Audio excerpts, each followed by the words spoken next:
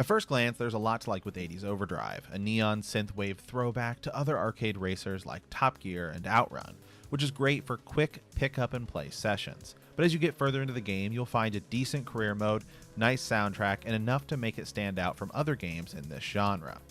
80's Overdrive has been around for a couple of years on the 3DS and Steam, and the version I'm playing here today is on the Nintendo Switch. I'm actually going to change the order I normally do things, so let's look at the presentation first, because it's where this game shines, and it's most likely the reason it caught your eye in the first place, because it's perfect at capturing that 80's feel. The backgrounds feel straight out of the Super Nintendo or old arcade racers. The color palette looks great, bright oranges, greens, purples.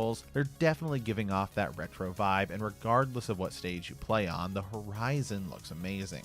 Both city and rural areas are just a joy to look at. The sprites are really nice as well. The scaling really makes you feel like you're playing an old arcade game, something from the 16-bit era. Again, Outrun, Super Hang-On, Top Gear.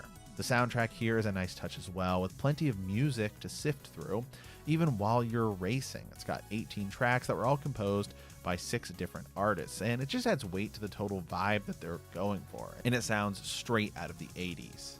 There is a campaign mode that lets you progress to higher levels by upgrading parts and purchasing new cars, and you will earn cash after each race, and there's a lot of races to complete. And even though the money grinding can sometimes feel like a chore, each upgrade you make does feel significant, giving some life to the campaign mode with its 35 races. The gameplay starts out slow until you upgrade your car, but when you do, it really starts to pick up. Winning races earns you cash, which you can spend on upgrading your engine, handling, and bumpers for damage. You will need to repair damage and refuel in between races. The levels have a great balance in adding difficulty. At first, you just have to avoid crashing into oncoming traffic and other racers, and then they add collecting objects on the road, and even police come in for some added difficulty. The traffic can be a bit unpredictable at times, swerving multiple lanes of traffic at once. Some of the races can also be a bit too long, and there's no way of telling how far ahead of your competition that you are. There is also a level editor and a time attack mode. Now, with the level editor, you don't have much freedom here, but you can select how many things that will generate, like other cars and hills and curves. It's a nice addition, but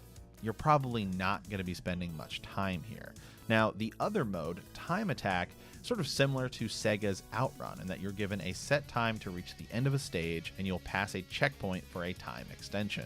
Just like Outrun, the track splits into 2 different routes at the end of each section, so you can choose where you want to race next. All in all, I'll say the 80's Overdrive is definitely a fun time, but I would just wait for it to go on sale. With its lengthy career mode, there is plenty to like here. So if you are looking to grab this, it is both on the Switch eShop and Steam. Typically goes for around that $10 range, but I have seen it on sale at Steam for as low as $3 before. And there are alternatives out there as well. You should definitely check out Horizon Chase Turbo if you are a fan of these type of racers. If you like this episode, be sure to hit that subscribe button or check out our podcast on iTunes or come hang out on Twitch. We'll see you next time, and as always, thanks for watching.